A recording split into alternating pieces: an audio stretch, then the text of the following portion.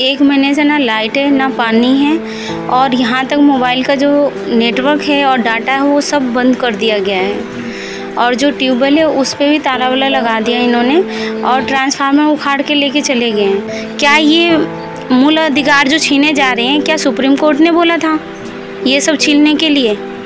हमारे देश का कानून क्या बोलता है कि मूलभूत अधिकारों पे सभी का हक है। हम ही इलीगल ज़मीन पे थोड़ी बैठे हैं। आप जाओ देखो, बड़े बड़े होटल, फार्म हाउस सब इलीगल है, सब फॉरेस्ट डिपार्टमेंट में ही आते हैं। तो फिर उनको क्यों नहीं परेशान किया जा रहा है, उनको क्यों नहीं हटाया जा रहा? वो इसलिए कि वो पैसे मुंह पे मारेंगे, पैसे फेंक देंगे। और हम गरीब लोग हैं, लाचार हैं, हम अपने लिए वकील खड़े नहीं कर सकते।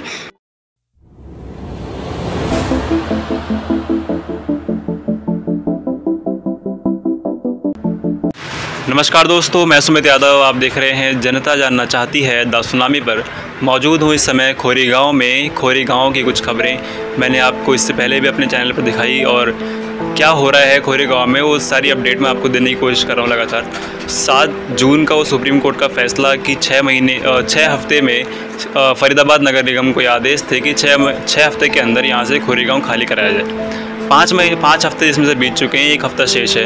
अब आगे की तस्वीर क्या होगी? क्या खोरी गांव के जो ये डिमोलिश करने पर स्टे लगेगा या फिर ये गांव हटा दिया जाएगा? सारे कुछ सवाल हैं। इन्हीं सवालों के बीच वो सवाल वो हैं जो मैं लगातार अपने इस चैनल के माध्यम से पूछने की कोशिश कर रहा हूँ सरकार से कि उन लोगों की तलाश क्यों नहीं हो रही जिन लोगों ने यहाँ पर ज़मीनें बेची। वो भूमाफिया कहाँ हैं?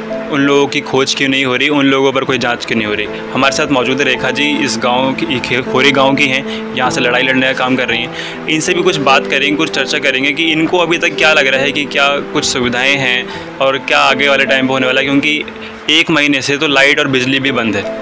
काफ़ी सारी समस्याओं का सामना लोगों को करना पड़ रहा है। अब आगे क्या लड़ाई होगी, आगे क्या संघर्ष होगा, वो सारी चीज़ें समझेंगे। तो मैम अभी तो ये बताएं कि 1 महीने से तो फिलहाल लाइट बिजली भी नहीं है, बहुत सारी दिक्कतों का सामना यहाँ लोग कर रहे हैं। सर 1 महीने से ना लाइट है ना पानी है और यहाँ तक मोबाइल का जो नेटवर्क है और डाटा है वो सब बंद कर दिया गया है।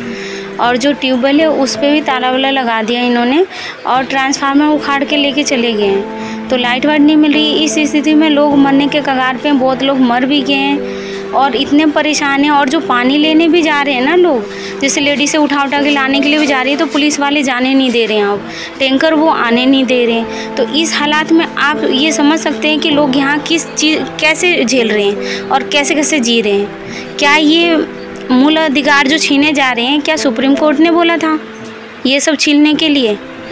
हमारे देश का कानून क्या बोलता है कि मूलभूत अधिकारों पे सभी का हक है। दिल्ली में आप कहीं पे भी झुग्गी झोपड़ी आप बसे हुए देखते हो तो उसमें आपको लाइट पानी हर चीज़ उसमें रहता है, लेकिन हमारे पास होते हुए भी इन लोगों ने छीन दिया। पहली बात तो दिया नहीं, और जो हमने अपनी मेहनत से लिया भी तो उसको भी ये लेके चले गए, उखाड़ के लेके चले गए।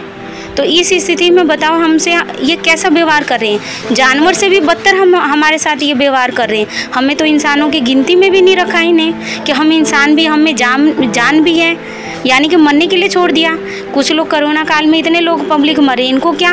अब हम बिना लाइट पानी के लाखों पब्लिक मर रहे हैं, हम मर जाए इनको कोई परवाह नहीं है। कौन है यहाँ इस आवाज़ को उठाने वाला, देखने वाला? किसी को इस दर्द की एहसास है कि हम किस दर्द से गुजर रहे हैं? सुप्रीम कोर्ट का आदेश जो था वो 6 हफ्ते का था। 6 हफ्ते में यहाँ से सारा गांव खाली कराना था। 5 हफ्ते बीत चुके हैं, तो अब क्या आगे तैयारी होंगी? अभी 1 ही हफ्ता शेष बचा है। आप लोग क्या करने, आप लोगों की क्या तैयारी है और उधर से जो प्रशासन है वो क्या बोलता है आके? प्रशासन यही बोलता है सबको कि जो भी आपका सामान है आप खाली कर दो, वरना हम उस टाइम खाली जब हम तोड़ेंगे, बुलडोजर चलाएंगे तो आपको 1 चम्मच भी उठाने नहीं देंगे। पब्लिक से वो बोल के जा रहे हैं। वो जगह जगह पुलिस वाले गश्त लगा रहे हैं। कोई पब्लिक बाहर जा रही है किसी काम से तो रोक रहे हैं, जाने नहीं दे रहे हैं। उनको बताना पड़ रहा है कि तुम जा रहे हो तो कहाँ जा रहे हो बताओ, फ़ोन पर किससे बात कर रहे हो बताओ, ये कौन सी बात है आप बताओ। मैं अपने पर्सनल काम के लिए जा रही हूँ तो मैं पुलिस वाले को बताऊँगी कि मैं कहाँ जा रही हूँ। अगर मैं किसी से बात कर रही हूँ तो मैं ये बताऊँ कि मैं किससे बात कर रही हूँ और क्या बात कर रही हूँ। क्या हमने क्राइम किया है, किसी का मर्डर किया है? हमने तो नहीं बेचा ना ज़मीन, और ना भैया ना हम घेर के बैठे हैं, तो हम सारी सज़ा तो हमें मिल रही है। हम ही इलीगल ज़मीन पे थोड़ी बैठे हैं। आप जाओ देखो, बड़े बड़े होटल, फार्म हाउस सब इलीगल है, सब फॉरेस्ट डिपार्टमेंट में ही आते हैं। तो फिर उनको क्यों नहीं परेशान किया जा रहा है, उनको क्यों नहीं हटाया जा रहा? वो इसलिए कि वो पैसे मुंह पे मारेंगे, पैसे फेंक देंगे, और हम गरीब लोग हैं, लाचार हैं, हम अपने लिए वकील खड़े नहीं कर सकते, हमारे लिए कोई आगे नहीं आ रहा, इसलिए हमें उखाड़ के फेंका जा रहा। पब्लिक को कह रहे भेज दो। 15 साल से यहाँ मान लो हम लोग फाइट करे, कैसे कैसे हमने अपने प्रूफ बनाए, चाहे कुछ जो भी था। 3 पुश्त से यहाँ लोग रह रहे हैं, 85 साल से ऊपर हो गया। आज जिस जगह पे बच्चे पले बड़े हुए हैं, हम पेड़ क्यों लगाते हैं? छाया के लिए। एकदम से आप पेड़ को उखाड़ दोगे तो क्या बच जाता है? फल भी गया साथ में। अब कहीं आप जाओगे तो नए सिरे से आईडी बनाओगे, नए सिरे से आप वो पहचान बनाओगे, जीरो पे आ गए ना आप तो। सब चीज़ नए सिरे। आप बच्चों के एडमिशन कैसे करवाओगे? आप बच्चे को फ्यूचर क्या है, कैसे पढ़ाई वढ़ाई करेंगे वो लोग? तो ये कुछ बहुत अहम सवाल जो हैं कि इसी ज़मीन पे कुछ होटल्स हैं, फार्म हाउस हैं, उन होटल पे कोई कार्रवाई क्यों नहीं हो रही? हाँ, ये बात अगर कही जाती है कि सुप्रीम कोर्ट का आदेश है खोरी गांव को ख़त्म करने का, यहाँ से सभी लोगों को निकालने का, यहाँ पे जितने भी मकान घर हैं सबको गिराने का, तो ये आदेश इन होटलों पे लागू क्यों नहीं किया जा रहा है? इन होटल पे कोई कार्रवाई क्यों नहीं हो रही? हमने सभी शुरुआत में हमने देखा कि सभी घरों में चंडीगढ़ हाई कोर्ट के नोटिस लगे हुए थे खोरी गांव के सभी मकानों पे। वो नोटिस होटल पे जाके क्यों नहीं लगे? वो नोटिस होटल को क्यों नहीं दिए गए? ये कुछ सवाल हैं। और इसी के साथ सवाल वो भी कि उन लोगों की तलाश क्यों नहीं है जिन लोगों ने यहाँ पे ज़मीनें बेची। मैम, अब जो चीज़ हो रही है, मैं जैसे कि बात कर रहा हूँ, सिर्फ 1 हफ़्ता बाकी है, संवैधानिक रूप से किस तरीके से लड़ाई लड़ी जा रही है? संवैधानिक रूप से आप लोग क्या कर रहे हैं अपनी ज़मीन, अपना घर मकान बचाने के लिए? हम सिर्फ मोदी सरकार से हाथ जोड़ के विनती कर रहे हैं, जा रहे हैं उनसे मतलब वहाँ पे जंतर मंतर पे, वहाँ पे लाखों लोग बैठे, हमने हाथ जोड़ा, पैर जोड़ा कि हमारे घर ना उजाड़ा जाए, हमें जहाँ हम हैं वहीं बसाया जाए। आप ही का नारा था कि भाई जहाँ झुग्गी वहीं मकान। तो फिर अब हमें क्यों आप कहीं उजाड़ रहे हो? हम कहाँ जाएंगे? ऊपर से 2 साल से कोरोना की वजह से लोग झेल रहे हैं, ना किसी के पास काम है, ना पैसे हैं, ना वो किराया दे पा रहे हैं, और कोरोना की वजह से किराए पे भी मकान नहीं मिल रहे हैं। आप बताओ इस चीज़ से क्या करेंगे वो? फिर भी हम लोग हाथ जोड़ रहे हैं, लोगों से बोल रहे हैं, और यही सोच के बैठे, यही हम इंतज़ार करें कि सरकार हमारे लिए कुछ सोच रही है या सोचेगी, उनको दया आ जाएगी 6 हफ्तों में, तो कुछ ना कुछ वो हमारे साथ सुप्रीम कोर्ट और सरकार न्याय करेगी। सरकार की तरफ से कोई बात, कोई पुनर्वास या फिर कोई मुआवजे की बात हो? हमारे जो बहुत लोग हैं इस लाइन में, NGO वाले भी लड़ रहे हैं, बहुत लोग लड़ने के बावजूद जो मनोहर लाल खट्टर जी हैं, हमारे माननीय CM जी, उन्होंने 1400 फ्लैट देने के लिए बोला है, जो हरियाणा के ही वासी हैं, जिनके पास प्रूफ है, डबुआ कॉलोनी में। तो यहाँ है, लगा लो हज़ारों घर, 20,000 30,000 से ऊपर घर हैं, लाखों की पब्लिक है, पर ये लड़ाई तो सभी के लिए है ना। 1400 लोगों की तो है नहीं, तो मिलना तो सभी को चाहिए। और वो मान लो 30 गज या 12 गज दे भी देंगे तो उससे क्या होगा? आप ही बताओ। तो उन्हीं के लिए बोला गया जो हरियाणा के निवासी हैं, हरियाणा के निवासी हैं, लेकिन कुछ लोगों के डॉक्यूमेंट हैं, बहुत लोगों के नहीं हैं, तो वो क्या करेंगे? वो भी तो खरीद के ही बसे हैं ना यहाँ पे, तो उनके लिए क्या सोचा उन्होंने? अभी तक कोई बात अभी उन्होंने बोला नहीं है। यहाँ पे बहुत सारे लोग जो हैं जिनके पास दिल्ली का आधार कार्ड है और दिल्ली के डॉक्यूमेंट्स हैं, तो दिल्ली सरकार से कोई बातचीत हुई क्या? दिल्ली सरकार से बातचीत हो रही है कि भाई जो आपके दिल्ली से सटे जो लोग बसे हुए हैं, जिनके पास उनके कागज़ हैं, पावटोनी है, वोटर ID कार्ड है, आधार कार्ड है, राशन कार्ड है, उनके घरों में मीटर लगे हुए थे जो उन्होंने भी उखड़वा लिया, उठा के ले गए। तो उनको भी, उनके बारे में भी आप सोचो। तो ये सुनने में आया न्यूज़ वगैरह के ज़रिए में, आप लोगों के माध्यम से, कि हाँ हम सोच रहे हैं कि दिल्ली के सटे लोगों को हम भाई ना तोड़ने दें, हम खड़े होंगे। दिल्ली से जो लगे हुए, हाँ, जो दिल्ली से सटे लोग बसे हुए हैं घर, उनको हम उजड़ने नहीं देंगे। मैं ये पूछ रहा हूँ कि दिल्ली के जो डॉक्यूमेंट्स हैं, दिल्ली के आधार कार्ड, जो पावर ऑफ अटर्नी दिल्ली का है, वो अंदर भी है लोगों के पास, अंदर के कुछ लोग हैं उनके पास भी है।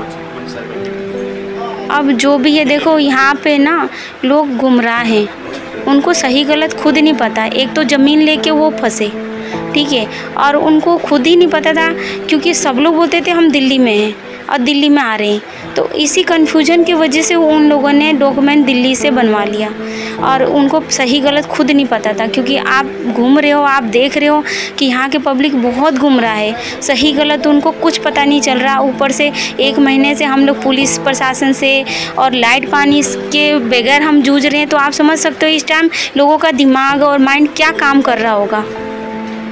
आखिरी सवाल कि चडुनी जी अभी कुछ समय पहले आए थे, 5 लोगों की कमेटी बना के गए थे, उस कमेटी का क्या फैसला रहा और क्या काम उस कमेटी ने किया अभी तक यहाँ पे यहाँ के लोगों की? उसके बारे में मैं इतना कुछ नहीं बता पाऊँगी, क्योंकि उन्होंने हमसे पूछ के हम नहीं बनाई कमेटी, और चुनाव भी अच्छा नहीं था कमेटी का, क्योंकि चडनी जी आए थे, उनकी कोई गलती नहीं, क्योंकि भाई उनको क्या पता कौन सा बंदा क्या है और किसने क्या किया। यहाँ के लोगों ने जो 5 लोगों का नाम लिख के दे दिया, उन्होंने सुना दिया, प्लस उन्होंने अच्छा काम किया। वो आए इतनी दूर से, ये तो बहुत बड़प्पन की बात है उनके लिए कि हमारे लिए वो यहाँ पर आए, ये बहुत बहुत सराहनीय चीज़ है। दूसरी बात, जो कमेटी के जो मेंबर हैं ना, वो पढ़े लिखे होने चाहिए थे, जो यहाँ के बारे में जानते हैं कि कैसे कैसे वो लड़े इतने साल से, कैसे कैसे एक डॉक्यूमेंट बना, कैसे कैसे लोगों से उन्होंने सुना और आगे से लोगों ने उनके लिए क्या बोला। तो ऐसे ऐसे बंदों को चुन के 5 कमेटी बनानी चाहिए थी, जिससे ये काम मतलब यहाँ का काम आसान हो जाता। कमेटी में कोई एक वकील भी तो थे शायद? हाँ, निर्मल जी हैं वो, तो वो एनजीओ से जुड़े हुए हैं। निर्मल जी वो वकील के उससे नहीं लड़ रहे थे हमारी, वो यहाँ मैंने सुना है कि 4 साल से वो आ रहे हैं हमारे इधर खोरी गांव में, तो उन्हीं के ज़रिए ये लोग जो कमेटी, जो 5 कमेटी बनाई थी, वो लोग कर रहे हैं और कर रहे थे फाइट, तो वो कर रहे हैं। वकील कोई और है, वकील पहले जो थे वो कबीर जी थे, फिर एक कोलिन नाम कर आए, उनके वकील जो लड़ रहे थे, और अब का पता नहीं। चडुनी जी से कोई संपर्क नहीं, मेरे इधर से तो नहीं है। 6 तारीख को उन्होंने सुनाया था कि वो आ रहे हैं वहाँ पे जंतर मंतर पे, जो हम लोग जा रहे थे, फिर बाद में उन्हीं की वीडियो वायरल हुई कि हम लोग नहीं आ रहे। फिर भी आप लोग धरना प्रदर्शन कर रहे हो तो आप लोग जा सकते हो, पर मैं नहीं, मेरी तरफ से तो ना है। बहुत बहुत धन्यवाद। तो ये थी कुछ बातें खोरी गांव की, क्योंकि जैसा कि मैं आपको पिछले कुछ वीडियो से बता रहा हूँ कि लाइट बिजली पिछले 1 महीने से नहीं है, पानी पिछले 1 महीने से नहीं है, और बहुत सारी समस्याओं का यहाँ सामना करना पड़ रहा है। लोग थोड़ा डरे हुए भी हैं कि हमारे घर मकान बच पाएंगे या नहीं बच पाएंगे, कुछ डर का माहौल है, और इसी डर में कुछ जो यूनिटी है वो भी कुछ ख़त्म होती सी दिखाई दे रही है। कुछ लोग आपस में अनबन है कि आपस में लोगों की अनबन है, और सारी चीज़ें हो रही हैं। देखेंगे आगे आने वाले समय में क्या होगा, क्योंकि अभी सिर्फ 1 हफ्ते का समय और बाकी है सुप्रीम कोर्ट ने जो समय दिया था उसके हिसाब से। तो देखेंगे आगे की तस्वीर क्या होगी। जुड़े रहे हमारे साथ, देखते रहे द सुनामी। तब तक के नमस्कार, खुश रहें, स्वस्थ रहें।